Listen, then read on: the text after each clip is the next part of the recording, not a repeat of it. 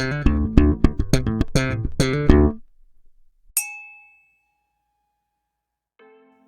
and indeed, welcome to another Whiskey Review with me, the Whiskey Novice. Thank you for joining me for review number 209, and we are back with Loch Lomond again. Loch Lomond, I haven't been in Loch Lomond for a while, so we are looking at Distillery Edition. I suppose you would say Distillery Edition 1, but it doesn't actually have a 1 on it. So this was the first Distillery Edition that they released. These are sort of special releases. I think they were sort of quarterly, they were coming out on a quarterly basis for a while. Haven't seen one in a while, so I'm not 100% sure if that still sticks. But this one, a 9-year-old Distillery Edition. And look, what do we do when it's Loch Lomond? What do we do? I haven't done one in a while. We ask our old friend, their master blender, Michael Henry, and we will have a Michael Henry moment. Yeah, we haven't had a Michael Henry moment in a while. Michael, our good friend there at Loch Lomond, always good to chat to Michael.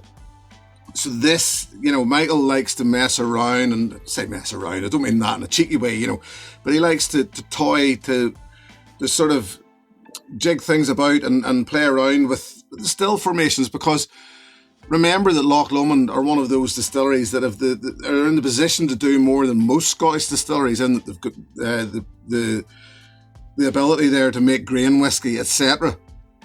So let's do a deep dive into this one quickly about what's going on. This was, before I actually get into what Michael said, distilled 2010, bottled 2020, 9-year-old. Cask number 119, one of 265 bottles. Bottled at 57.1%.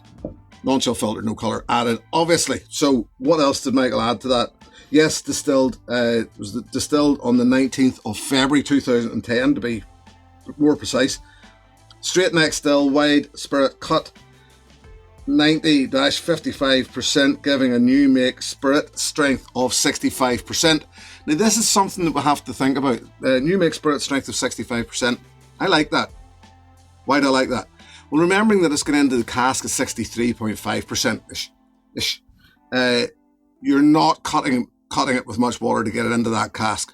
So that's something that does probably get overlooked a little sometimes, especially whenever you look at the likes of triple distillation, where you're making it that bit stronger, or you're taking it to, even with your double distillation, you're taking it to around the 70 to 75%. Maybe I'm starting to get a little out of control here with it, but you're cutting with more water before you put it into the cask.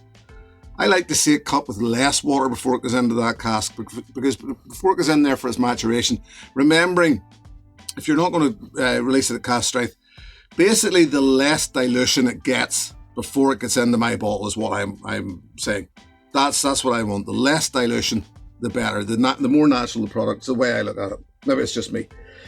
From unpeated malted barley with a wine yeast fermentation. This is one of the important things about this. It was the wine yeast fermentation. Chardonnay yeast, I believe. It was matured in a refill American oak hogshead. And bottled late 2019 for release in 2020. Now, that's why there's a bit of a discrepancy in dates there. Unfortunately, something happened in 2020. As we all know, that delayed the release. So when we did release it in 2022, because it was still in glass from 2019, still a 9-year-old. So there you go, Michael. Thank you very, very much. As usual, very, very much appreciate it. So this was a little oddity at first, and it was one of those ones that we all raved about, that wine yeast, about that Chardonnay yeast. A few years ago, it was one of the open specials that they did, was the Chardonnay yeast, and everybody raved about it. When can you do it again? Well, I think the first time they did it again was Roy Duff, Aquavitae's single cask that he released, and then they followed it up with this themselves. Loch Lomond followed it up with this, and it is it is a little doozy. Let's get stuck in, shall we?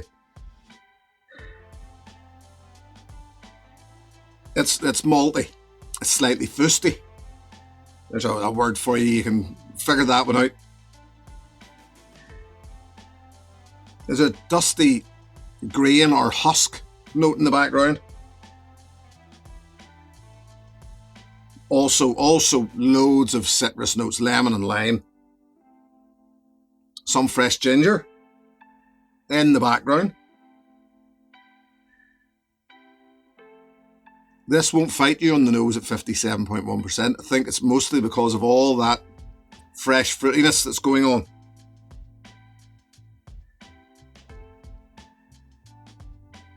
One thing I did notice about this, it sticks to the glass like to a blanket, basically. That's the best way to put it. So, considering that, I generally think when it's of a higher ABV and it sticks to the glass like that, and it really does, this hasn't even started to bead, I generally expect it to lift the head off me. But this doesn't. This really doesn't. This is so easy on the nose. And I think, as I said, it's because of all that fresh fruit that's going on.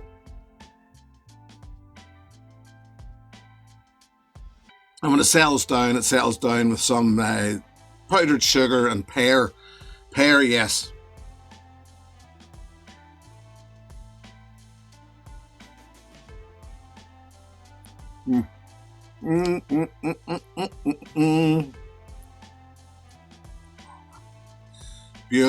Beautifully soft, sweet arrival. And you know, already, one of the things that people picked up on, I think, about the wine yeast was the effervescence in this. This almost sparkles on the tongue. It feels like it's alive.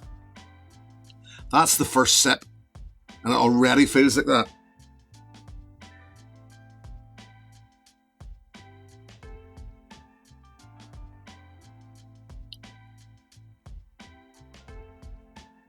But along with that effervescence, it's creamy. Not flavour-wise. It's not a creamy flavour, not a creamy taste, not a lactic taste. It's just a creamy mouthfeel. It coats really well, but that effervescence is there all along.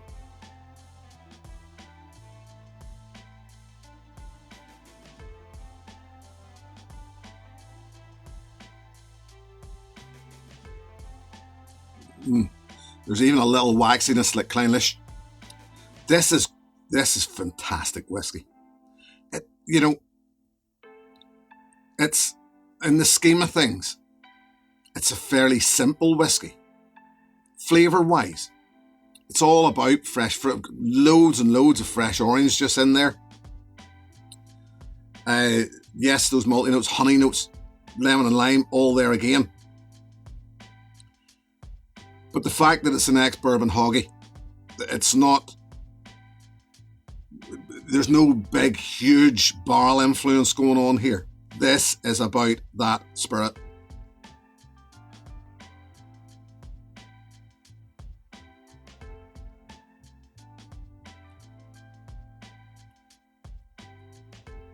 This to me is pretty much Loch Lomond. As with all of the distillery editions, this is pretty much me, Loch Lomond, doing independent bottlings of their own stuff. That's what it sort of feels like.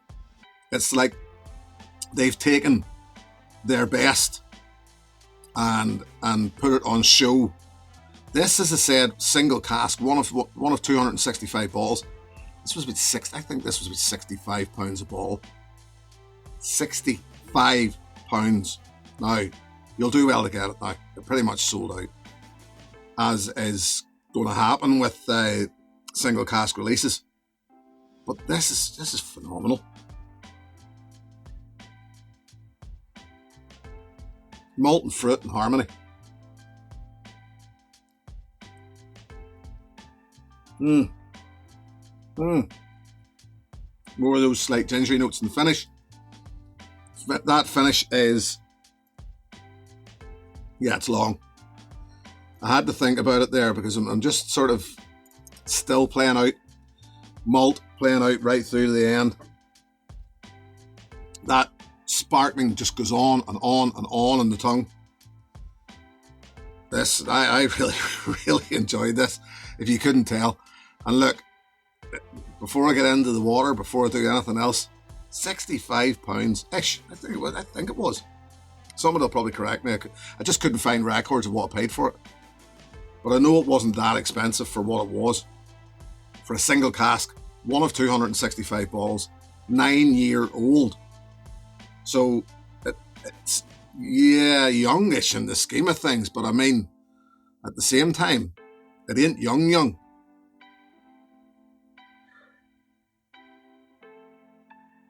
Oh, this was one I remember. It's been a while since I did my tasting notes on this. And I remember actually asking my, and I'm not going to say, year-old son. He's not necessarily the drinking age, but that doesn't stop him smelling. All right? That doesn't, well, maybe I worded that wrong. Doesn't stop him nosing what's in my glass. And remember, whenever I added water to this, I remember thinking, what is that? I know that's something. What is it? And I put it under his nose, and he said, sweet toasted waffles with the sugary, and I thought, you are so right.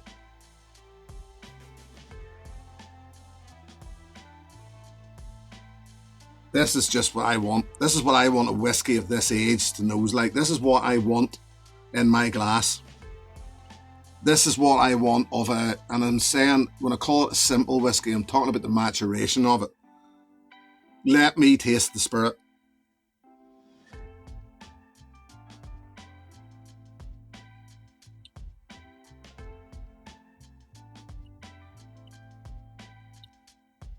Light, sparkly, great way, effervescent, excellence. Well done, Loch Lomond. Well done, Michael. Oh, man.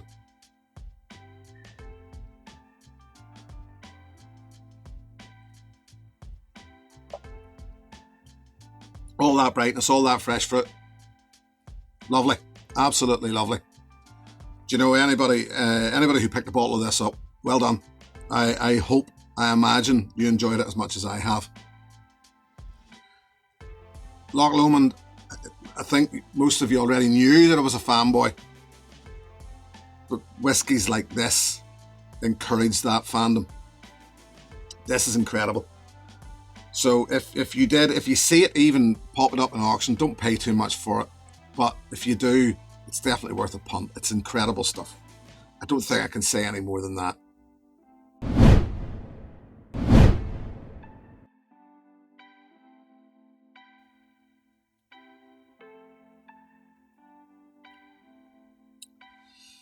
I could happily walk away from this now and just go to town on that bottle. But I won't. But what will I recommend as an alternative? It's a difficult one. It is a difficult one. I didn't want to stick with Loch Lomond. I could have stuck there.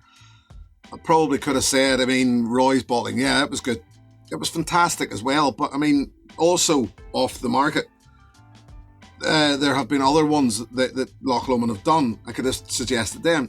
Most of them, the ones that this, I would say, in that sort of same comparison, off the market. So what was really the point? One that's not off the market, however, is sort of getting a little harder to get. And one I had to look for something that I thought brought a little excellence, a bit of excellence. Not necessarily in the same style, but this Ben Nevis 10-year-old. I love this. And the thing about it is, it's the Ben Nevis 10-year-old. There's that little hint of peat off it. There's little hints of this, little hints of that aren't in this, but the fruitiness, that rich fruitiness, I get an effervescence off the Ben Nevis 10 as well. So there's certain feels about it that are fairly similar to the Loch Lomond.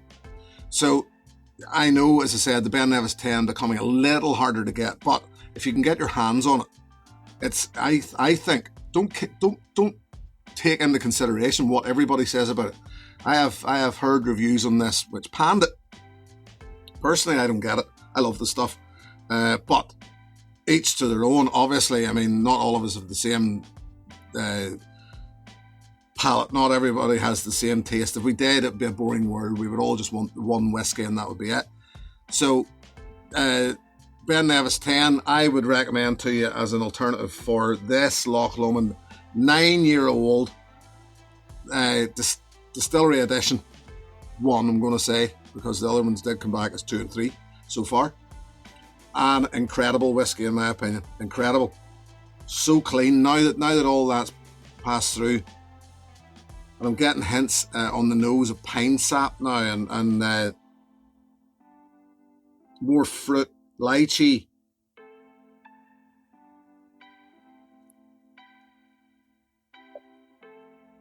Fantastic, absolutely fantastic. I'll not say any more than that. I think I've glorified it enough. I'm going to leave it at that. Say thank you very much for joining me. Thank you very, very much to my patrons. Should anybody wish to join that group, the details are in the video description below. Thank you very much to my patrons for all their support. It is always very much appreciated. I'll be back next time with something a little different. Till then, my friends, look after yourselves. Here's to your good health. Cheers. Hey, thanks for watching my video. Please click and subscribe to be notified of further content.